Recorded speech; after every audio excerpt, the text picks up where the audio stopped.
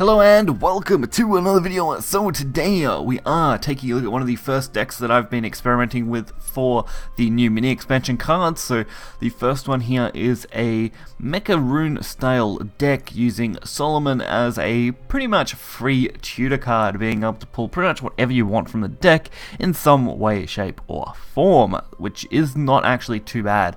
I am including Ultraplane Arbiter. You could easily include another, Lord of Magic and something else in the deck pretty easily, but double Ultraplane seems to do quite well for me. If I want to use that, since it is a 7-drop, I can guarantee the pull if I want it, and then potentially get 2 more free cards. It's actually not too bad if you're using it in most settings, especially since everyone's experimenting right now, and getting some decent pulls really isn't too difficult, so not too bad at all. But we're going to get right into this and check it out. So the main win condition for this deck, of course, is mainly pressure based, so it's a matter of just dealing massive amounts of damage through big followers. There's no real storm or just instant game enders in this one. It really is just about keeping up that pressure, keeping up the constant flow of cards, and trying to deal as much as you can where you can. And that doesn't always work, of course, since, again, we're in that experimental phase, so don't expect these decks to be meta breaking. It's just, messing around, trying to work out what will work and what won't. So Robo Goblin is the first one, and it looks like we're going for Mirror Robo Goblins. No big surprise there. I did decide to trade off and go for my own again with the Magic Missile, since we can actually spell boost all 3 of these cards for pretty decent value. I mean, getting our Wind Blast up to 3 damage and putting our Lord of Maggot. Why do I always... Is it Lord of Magic? I'm pretty sure it's just Lord of Magic for that one. Yeah, Lord of Magic. They always change them, Lord of Magi, different things like that. But Lord of Magic, great. Solomon, get him up just a little bit. Should be a good start. Flawless Saint doesn't look to be a huge issue. Just a little annoying since it's not going to be very favourable to trade into it. At least we can get a couple extra points. That'll help us out greatly for doing this trade.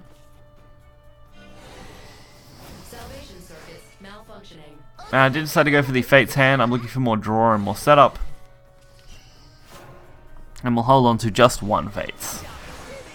Plus, that was guaranteed kill there, so not really too big a worry. So, Lord of Magic I went for, since we'd got it to 7. You only need to get the initial one to 7 if you want it to cost 0, so usually I'll try to play it out as soon as possible so that we can, of course, spell boost even further on the seal, since you do have to basically dual spell boost to get what you want.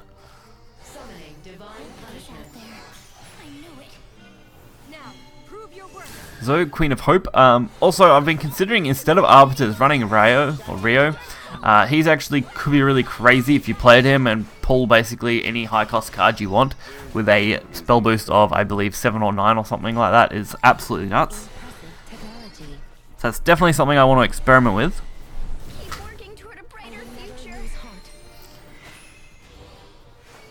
And the initial line of play with this Tetra is still fairly good, even if it's going to block up our hand a little bit.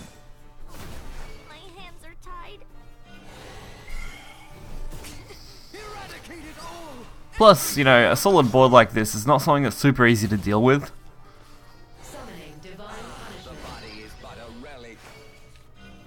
No real way to deal with Father of Refinement though, so Father of Refinement not going to be a fun one. I mean, we can deal with it, it's just not going to be favourable without a good draw.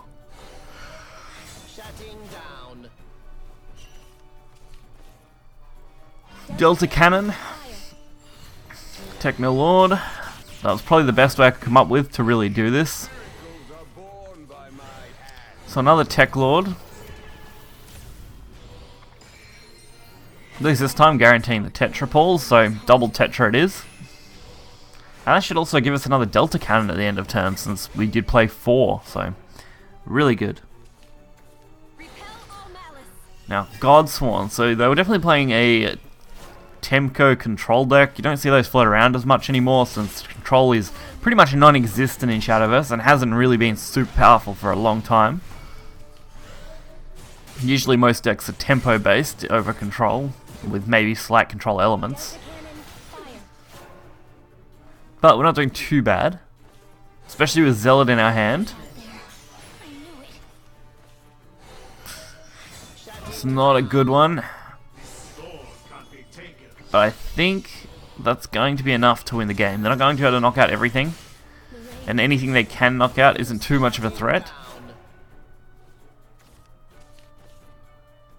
So we should just be able to pretty easily take this now. Although I did decide to push it a little further with draw cards, see what else I could pull.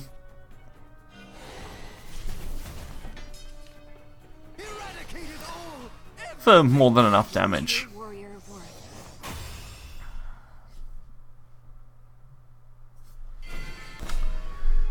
Our second game is against Blood. Another match that I actually don't mind too much going up against most of the time now.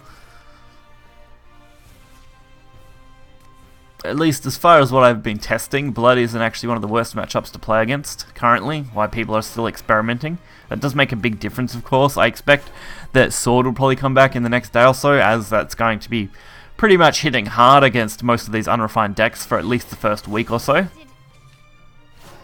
After that though, that period will settle down and people will settle into a groove again until probably the next expansion. So we probably won't have a lot of variation until after the next expansion really, once this couple of weeks is out. Viper Lash, actually a half decent card.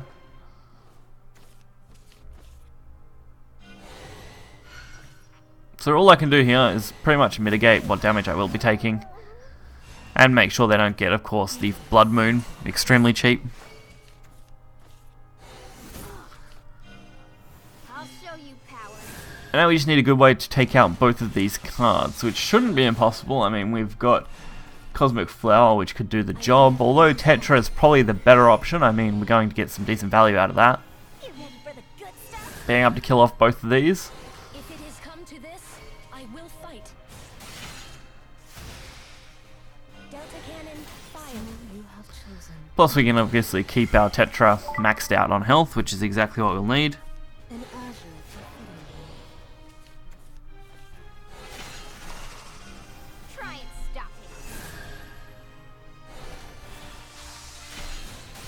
The rain, it feels so cold. And really from here we can just draw cards. There's not really anything else to do with this.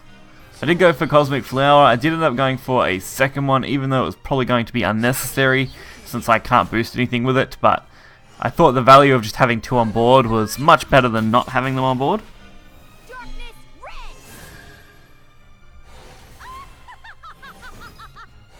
Especially given the situation.